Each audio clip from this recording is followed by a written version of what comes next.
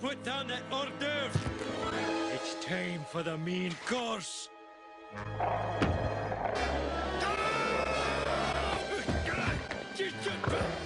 Back to class, lad. Nothing to see here. If I don't save the wee turtles, who will?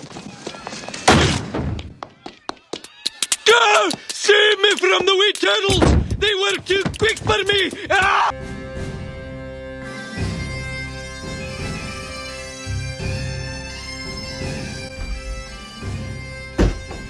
Oh aye, colder than a witch's peak tonight in Scottish Rugby. I'm not doing the accent the whole goddamn way. Sorry, this is the closest I can get to a kilt. I mean, Cat Williams goes on about Kevin Hart being forced to wear a dress, I just do it voluntarily, but that's probably why my name's the Rugby Illuminati. Anyway, getting straight into this. Something funny is going on with Scottish Rugby. I don't know exactly what it is, but pre-World Cup they were the golden boys of this rugby generation. They were throwing the ball around the park with Finn Russell doing his magic wand tricks and fooling everybody with his play. It really was sensational to watch, and hopes could not have been higher for this team going into the World Cup. Granted, they were in the group of death, as it was so well known. South Africa and Ireland also within their group. But even, I think the most generous of fans could probably agree that Scotland never really showed up for the World Cup.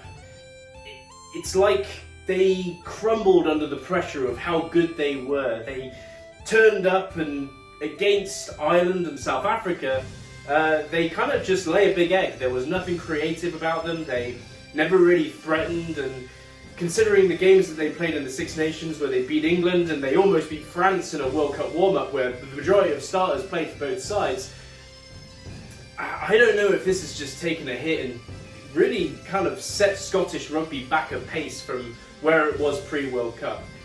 I've watched this, especially with watching Edinburgh and Glasgow over the last few weeks since the World Cup had ended. Now, an initial point of view would be looking straight at the table and you would see that Edinburgh and Glasgow, at the time of the recording of this video, both have 6 wins and 3 losses. Now, that's not bad, you're in playoff contention, but when you look a little bit deeper, the performances are just inconsistent. Looking at Edinburgh, they did just beat the Bulls in round 5, but the Bulls were resting a lot of their starters, especially players like Aka van der Merwe, Keenan Moody and Curtly Lee Arensir. Buongiorno. They had another notable win against Connaught. Edinburgh had a full set of starters and Connaught rested some of theirs, so they got beaten by a second team of Leinster. And they also lost to the Dragons and the Lions, who are currently 15th and 12th respectively.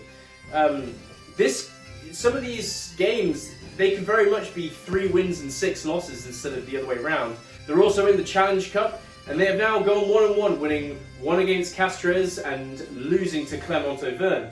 Bear in mind, with these 6 wins and 3 losses, one of those wins is against Glasgow. Getting on to Glasgow.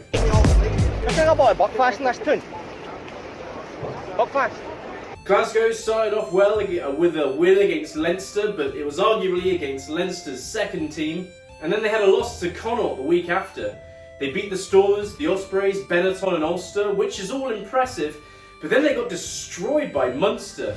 And I watched that game and it was ugly, it was not pretty to watch. They followed this up with being completely dismantled by Northampton at home. And they had a near-miss win against Bayonnaise in the European Champions Cup. Buongiorno. Then Glasgow and Edinburgh played each other 2 weeks in a row and they went 1-1 respectively. It seems like Edinburgh are stuck in average and Glasgow are massively inconsistent with talent that can compete but can never quite string it together. I mean, I watched these guys and for about 15 minutes they looked like the world beaters, giant killers that Scotland were pre-World Cup, and then it all seems to fall apart. They can't tackle for piss or money. It's enough to make Stuart Hogg want to punch his own mother in the head. Calm down, now get back to your seat. I'll take care of this. Calm down. Calm down. Get a hold of yourself. The only thing I can really see is the common denominator here is there is a lack of confidence in play for both Edinburgh and Glasgow and in the Scottish national team. Oysters are clams. Excuse me? Oysters, obviously. You know? And I really hope this doesn't carry over to the Six Nations. I mean, it would be terrible after all the progress they've made in beating England and coming close in other games that they just kind of fell apart. So what's happening here? Well, as I said, one's the confidence. I think two is also that some of their big players seem to always want to go over and play with other countries. Now, I don't want to double back on myself, and I've always thought that players going to other countries and learning other ways of rugby and learning how they do rugby, and I feel like I'm repeating myself, but just learning different styles and cultures of the game and bring that back to your own country is only going to give you a world of benefit. I mean, I think if England did that and let more of their players go and play in the top 14 or in the URC, then it would only do them good, and it may even give them different ideas of how to attack. By God, they need it, they're boring.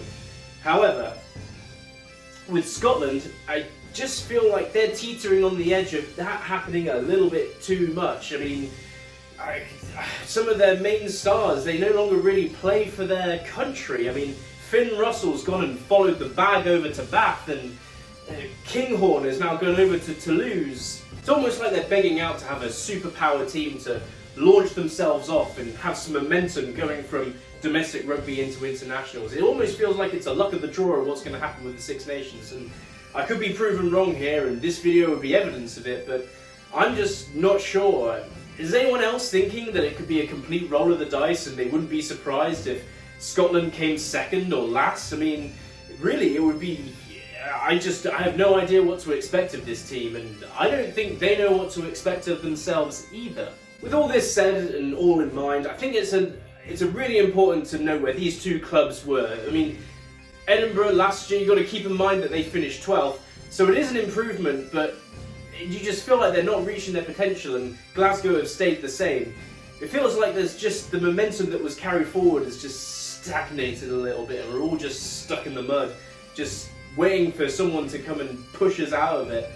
I don't know. Maybe this Six Nations will spur these Scottish teams to do a little bit better, but we can only hope for that. Hopefully I don't have to wear this outfit again.